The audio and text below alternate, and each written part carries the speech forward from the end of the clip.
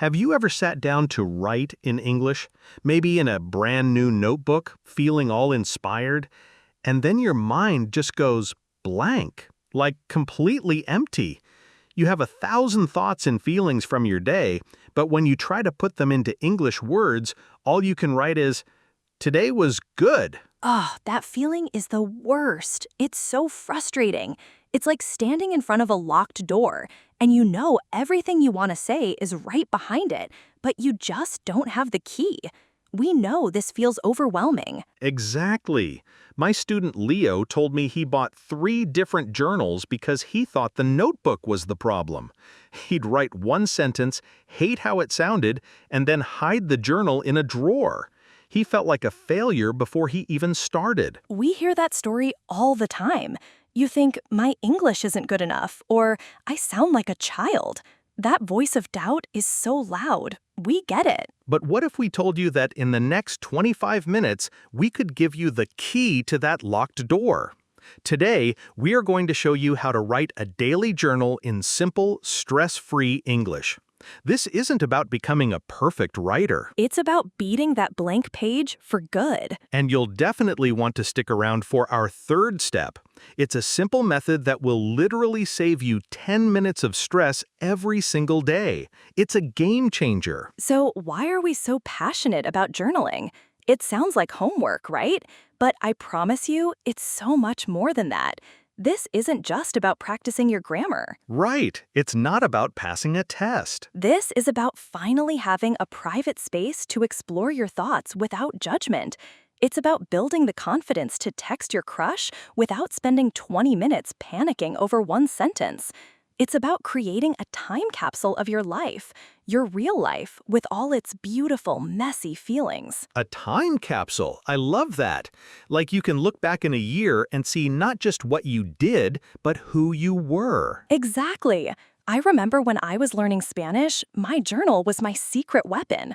I wrote about being homesick, about a funny conversation I had at the market, about feeling proud when I finally ordered coffee without stuttering.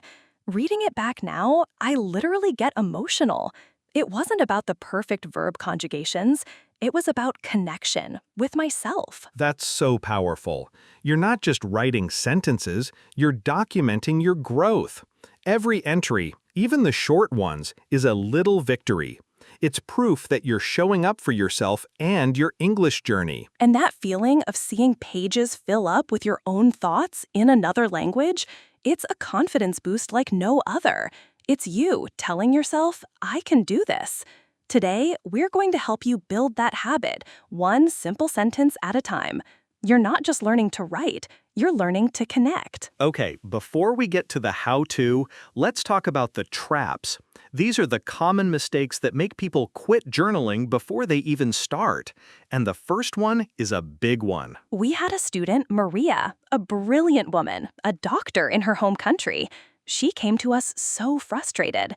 She said, "Emily, I try to write about my day, and I want to sound intelligent. I open a thesaurus to find big, fancy words." Oh, I see where this is going. Yep. She'd spend 30 minutes trying to write one perfect paragraph. She'd get tangled in complex grammar and end up feeling more stupid than when she started. She was trying to write like a poet, but all she needed was to be a person. Your journal is not a place for performance. It's a place for practice. Simple is smart. So true. Which brings us to mistake number 2. This one is sneaky. So the same student, Maria, had this other habit.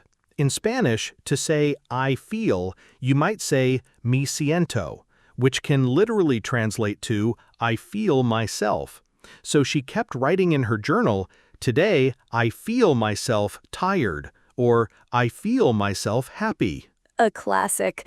It's a direct translation that sounds a little strange in English. Exactly. It's not wrong because her feelings are wrong. It's just that English has its own way of saying things. When you translate word for word, you're trying to force your native language's rules onto English. It's like trying to play soccer with a basketball. The ball is fine, the rules are fine, but they don't work together. The goal is to start thinking in simple English, and we'll show you how. This next one breaks my heart. It's the fear of making mistakes. I had a student, Kenji, who told me that every time he picked up a pen, he imagined his old English teacher standing over his shoulder with a giant red marker, ready to circle every error. The grammar police, they live in our heads. They do, and that fear paralyzed him. He wouldn't write anything. Here's the truth, and I want everyone watching to hear this. Your journal is a judgment-free zone. It is your playground. Mistakes are not failures. They are neon signs pointing to what you're learning. Every mistake is proof that you are brave enough to try. Say it louder for the people in the back. Your journal is for you and you alone. No red pens allowed. Okay, final mistake, and this one is my personal story. When I first tried journaling, my entries were so boring I almost fell asleep writing them. It was like, I woke up at 7, I ate toast, I went to work. The end. The daily report. The most boring report ever. I was just listing facts, not feelings. I wasn't writing about the weird dream I had, or how the coffee tasted extra good that morning, or the moment of panic when I thought I lost my keys. Your life isn't boring, but if you only report the facts, your journal will be. And you'll quit, because who wants to do a boring chore every day? Journaling should feel like a little treat, a moment of discovery. Precisely. So, to recap, don't try to be Shakespeare, don't translate directly, don't fear mistakes, and, for the love of everything, don't just write a boring report. Now that we know what not to do, are you ready to learn the simple, powerful steps that actually work? Let's do it! This is the good part. Okay, welcome to the fun part. We have 4 simple, actionable steps. These are your new best friends on your journaling journey. Step 1 is all about beating that feeling of being overwhelmed. I want you to think of this like a warm-up for your brain. You wouldn't run a marathon without stretching, right? This is your stretch. All you have to do is set a timer on your phone for 5 minutes. Just 5 minutes. Anyone has 5 minutes. Exactly. For those 5 minutes, you just write. The only rule is your pen cannot stop moving. If you don't know what to write, you write, I don't know what to write. This is silly. What am I doing? Until a new thought comes. Oh, that's good. It takes all the pressure off. You're not trying to create a masterpiece. You're just making the pen move. It's about building the muscle of just starting. When that timer goes off, you stop. That's it. You did it. You showed up. You beat the blank page. Seriously, give yourself a mental high five. You won. Love that. Okay, step 2 is for when you finished your 5-minute warm-up and you're ready to write about your day, but you don't know where to start. This is your secret recipe for a great journal entry. It's so simple. Just use the WH questions you learned in your first English classes. Pick an event from your day. Any event, big or small. Maybe you talk to a neighbor. Then you just answer these questions. What happened? When did it happen? Where did it happen? Who was there? Why was it interesting or important? And the most important question, how did I feel? This is brilliant because it gives you structure. You're not staring into space anymore. You have a list of questions to answer. Let's do a quick example. Let's say I tried a new coffee shop. What? I tried a new coffee shop. When? This morning. Where? On my way to work. Who? Just me and a friendly barista. Why? I was bored of my usual place. How did I feel? I felt curious and a little adventurous. The coffee made me feel warm and happy. See, in 30 seconds, I have a full, interesting journal entry. It's a game changer. Okay, now for the tip we promised, the one that will save you time and build your confidence faster than anything else. But here's what most learners miss. They think they have to create every sentence from scratch. You don't. This is what we call sentence skeletons. These are simple sentence starters that you can use every single day. They take the guesswork out of writing. You're not thinking about grammar, you're just filling in your life. It's like a fill-in-the-blanks game. Exactly. We'll put a list on the screen. Pick 1 or 2 for your daily entry. Today, the best part of my day was. Something that made me laugh was. I felt adjective. When. Right now, I'm worried about. I'm really excited for. I learned something new today. It was. One thing I want to remember from today is, this is amazing. A beginner can use this, an intermediate can use this. Today, the best part of my day was talking to my friend on the phone. I felt proud when I finished my report at work. It makes it so easy. It removes the friction. You're not starting from 0, you're starting from 80% done. This is the key to consistency. All right, our final step. Step 4 is your grammar superhero. This is how you actively grow your vocabulary in a fun, natural way. It's super simple. At the start of each week, choose 3 to 5 new English words you want to learn. Not 20, just 3 to 5. These are your words of the week. And they should be words you actually want to use. Maybe you heard a word in a movie or read it in a book. Yes! For example, this week, my words could be cozy, accomplish, and curious. Your only goal for the week is to try to use each word at least once in your journal. I love this because it's an active way to learn. You could write, my apartment felt so cozy tonight with the rain outside, or I felt proud of what I was able to accomplish today. It turns learning new words into a little game. And when you use a word in a sentence about your own life, you remember it forever. It's not just a word on a list anymore, it's part of your story. So let's recap the 4 steps. 1. The 5-minute rule. Just start writing. 2. The WH questions. Give yourself structure. 3. Sentence skeletons. Make it easy to start. 4. The word bank. Grow your vocabulary with intention. Do these and you will never fear the blank page again. Okay, so we've got the how. Now let's go a little deeper on the what. Specifically, how to write about emotions beyond just happy, sad, or good. This is so important. Our feelings are complex, but in a new language, it often feels like we only have the basic words. But Emily, it's so hard. I feel more than just happy. Like, what's that feeling when you have a big presentation tomorrow? You're a little scared, but also kind of excited? How do I say that?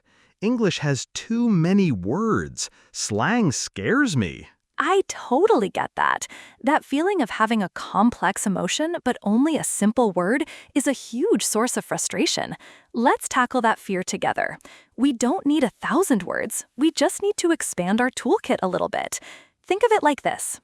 Happy is the big umbrella, but under the umbrella, there are lots of other, more specific feelings.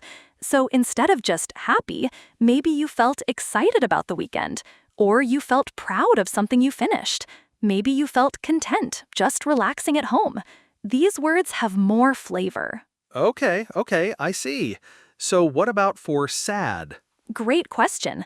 Instead of just sad, did you feel disappointed because something didn't happen? Did you feel lonely? Or maybe just worn out? Ah, worn out is a great one. I feel that a lot more than sad. It's more specific. Let's do your example, the presentation. You said you felt scared, but also excited. English has a perfect word for that, anxious. Or you could say you feel nervous. Both of those capture that mix of fear and energy. So here's a challenge. In your word bank each week, try to include one new feeling word. Let's try to use one. So instead of, I have a test tomorrow, I am scared, I could write in my journal, You could write, I'm feeling anxious about my test tomorrow. I hope I do well. See how much more information that gives you? Scared is just one note. Anxious is a whole chord. That makes so much sense. It's not about learning a million words, it's about learning a few of the right words to make your journal feel more like, well, more like you. Exactly. It's about giving your true feelings a voice. You have complex feelings, and your English is capable of expressing them. You just need the right tools. All right, enough talk. Action time. This is your chance to practice with us. right now. Okay, it's your turn. Grab a piece of paper and a pen or open the Notes app on your phone. We're going to do a 3-minute journal entry together. No pressure. This is a safe space. Ready? The prompt is simple. Think about something that happened to you today. It can be super small. Maybe you had a delicious piece of fruit, or you saw a funny video, or you got an email you were waiting for. Got something in your mind? Okay, timer starts now. For the first part, we're using step 3, sentence skeletons. Just pick one and complete it. For example, today, something that made me smile was. Let's take 30 seconds to just write that one sentence. Go. Okay, time. Pausing now. How are you doing? Did you get a sentence down? If you did, that is a huge win. You're doing amazing. Deep breath. All right, for the next minute, we're using step 2, the WH questions. Look at your sentence. Now ask yourself, why did it happen, and how did it make you feel? Try to use one of those new feeling words we just talked about. Instead of happy, maybe you felt amused, or calm, or relieved. Let's go. 1 minute on the clock. Okay, that's 1 minute. Now for the final part, the 5-minute rule, but we're just doing it for 1 minute. For the next 60 seconds, just write. Whatever comes to your mind about this memory. Don't worry about grammar, don't worry about spelling, just let your thoughts flow onto the page. Go. And time is up. Pencils down. Look at what you did. A few minutes ago, that was a blank space. Now it has your thoughts, your feelings, your life on it. You did that. That is an incredible feeling. I really hope you feel proud of what you just accomplished, because you should be. Today, you didn't just learn about journaling, you did it. Let's do a super fast recap of the tools you now have in your toolkit. The 5-minute rule to just get started. The WH questions to add detail. Sentence skeletons to make it easy. And the word bank to grow your vocabulary. Journaling isn't about creating a perfect document. I want you to let go of that idea forever. It's about creating a conversation with the most important person in your life, yourself. And today, you learned exactly how to start that conversation in English. It's a skill that will serve you not just in your language learning, but in your life. That's it right there. Today, you didn't just learn a few English tips, you gained freedom. The freedom to express yourself, to understand yourself better, and to connect with your own story. That's a superpower. We would love to be a part of your journey. So, for your very first official journal entry, we have a call to action for you. In the comments below, use one of our sentence skeletons to tell us something. Maybe, today I learned, or I'm excited to try. Yes, let the comments be our community journal. We'll read every single one. And if this video gave you the confidence to start, please give it a like and subscribe to DialogueBoost. Hit that notification bell because in our next video, we're going to tackle one of the most requested topics, how to sound more natural in everyday conversations. Thank you so much for spending this time with us. Remember, you are not alone on this journey. You're not just learning, you're joining the DialogueBoost family. Welcome. We'll see you in the next video.